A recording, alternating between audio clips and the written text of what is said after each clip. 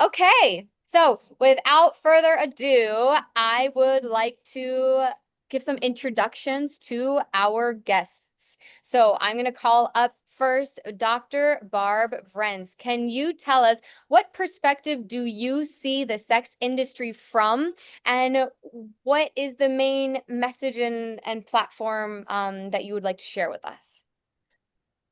Thank you. This is a real honor to be here. Yay for you for doing this.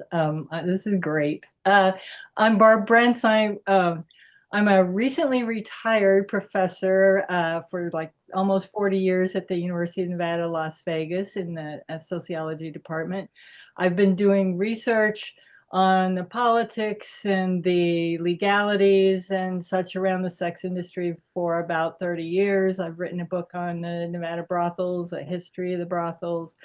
I've got a book on results of an international survey on clients of sex workers. I've got a book out recently on a survey we did across a number of countries looking at unwanted sexual contact experienced by sex workers in different legal contexts.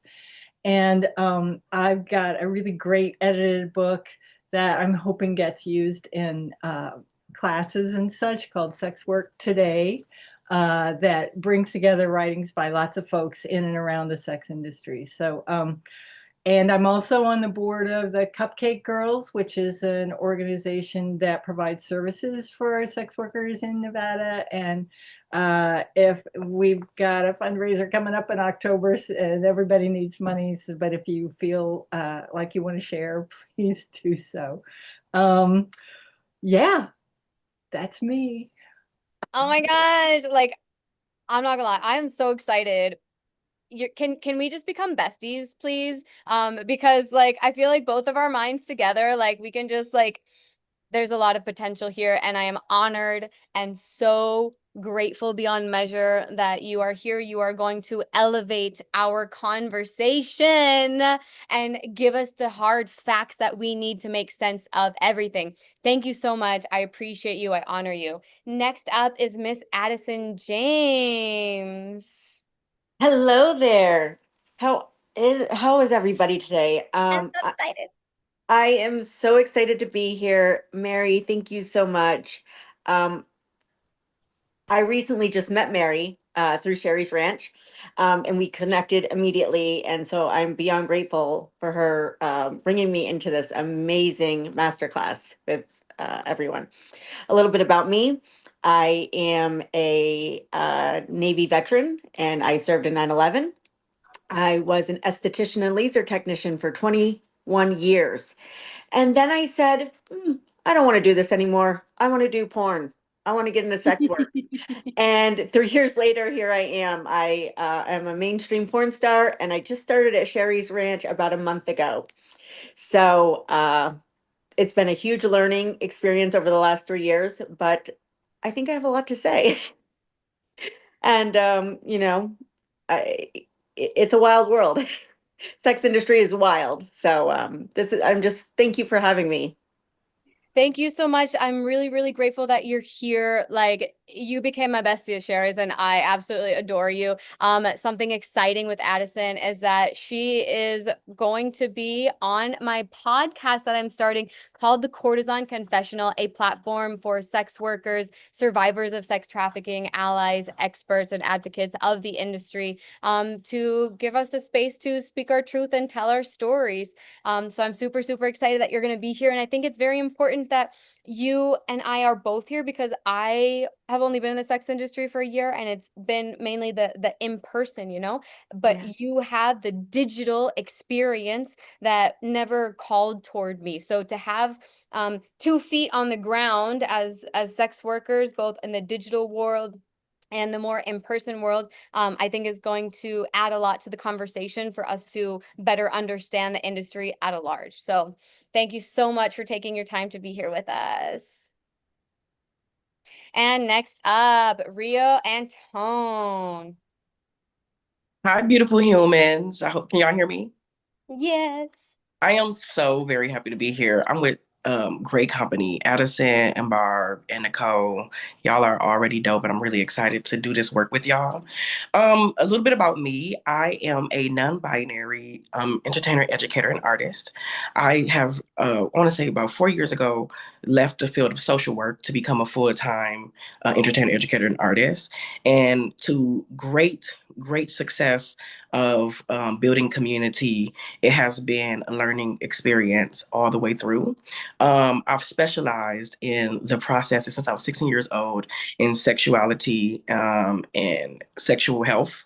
And then it turned into me discovering who I was and my gender identity. And then I started to make my specialty go into the realms of the interlappings of that with gender education and gender identity education. So I have now dedicated a lot of my life to creating, curating workshops and curating curriculums and connections to a lot of organizations, a lot of institutions to allow them to understand and bridge the gaps in the society that we're building and that we are becoming. And aside from that, I utilize a lot of my platform through entertainment to also educate. So I'm really excited to have this discussion. There is nothing that is off the table for me. I would like for everyone to know that I would like every question that you have to be asked. Do not think that this is a judgment zone. This is a judgment-free zone. And I really want you to understand that if you don't ask the questions, you'll never get the answers. So please just know that's what we're here for, baby. School is in session and we ready to teach.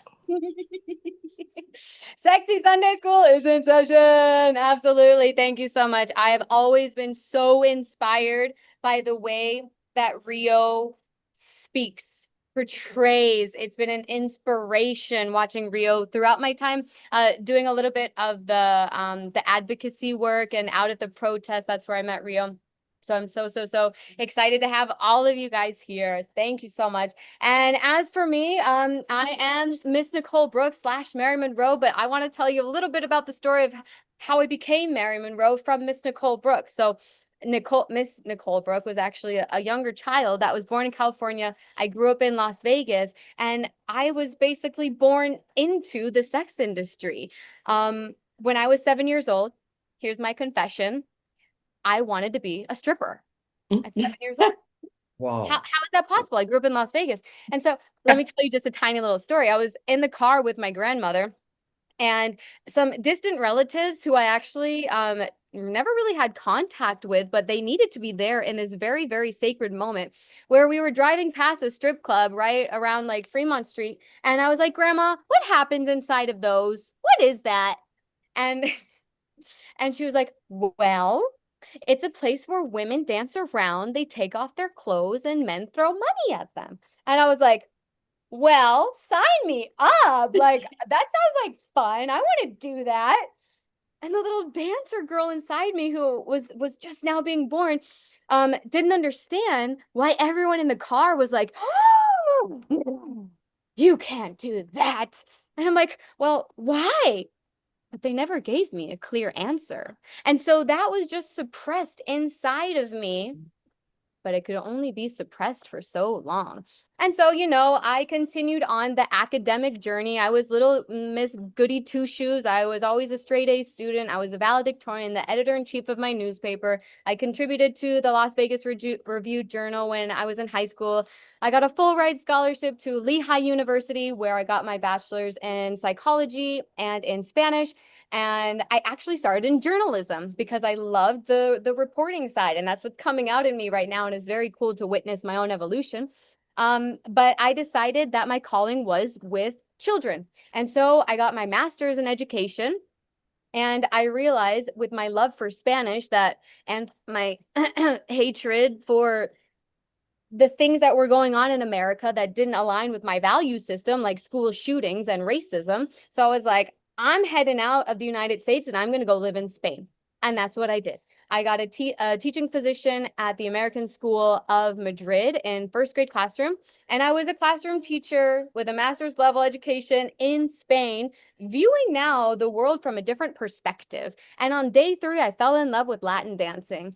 Bachata, salsa, kizomba, zouk, all of it caught me. And that little girl who wanted to be the stripper, she finally got her chance to shine and to play. And that's where I started to explore my own sexuality.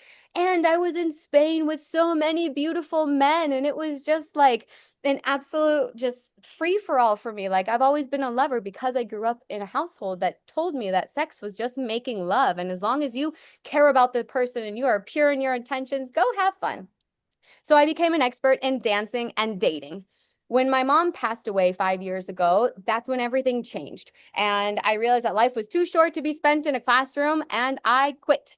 And I invested everything in dancing. By that time, I was already teaching dance. I had a certification under my belt.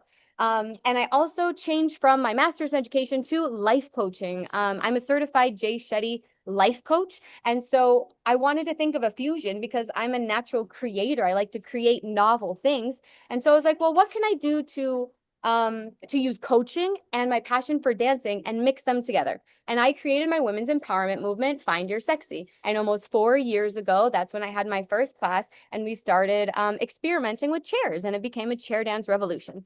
Now that and my soul's desire to perform and be on stage and be seen after being suppressed as a teacher for so long came out. And that's when I started getting into burlesque, into performing. And I was able to grab my own show, a solo gig at the Erotic Museum of Barcelona. And I was like, it's time for a strip club. I need to go to a strip club. But the strip clubs in Spain are not strip clubs. They're brothels. And so I arrived at the door of a brothel right after my Christ awakening, right after mentoring with Mary Magdalene. Like, wait, you're sending me where? To the brothel. And so on the first night, I told the owners, like, I don't want to see any dicks. I don't want to suck any penises. I don't want any of that. Okay. I just want to be the hired entertainment that I was paid to be there. And they're like, okay. But then they're like, hey, Mary, hey, Nicole, these 2 French guys want to have an orgy with you and 2 other girls from the brothel. Do you want to join? And my inner sex goddess was like, yeah, I do. So I did it. And I loved it. And I fell in love with sacred prostitution because at the same time, I was also becoming psychically aware of the origin of prostitution. And that is what I want to speak to you about today. Because what is the stigma about sex working right now? That it's dirty, that it's sinful, that we have to be pushed aside from society because we are so amoral and so horrible. Well, what if I told you that ain't the case? Where did prostitution come from? Well, we're going to go into that right now. So just like we're in class, I'm going to put on a little video because does anyone know, where does the sex industry come from? If you guys had to guess, I want now your audience participation. Type in the chat box, and I also want to ask my speakers, where do you think prostitution came from?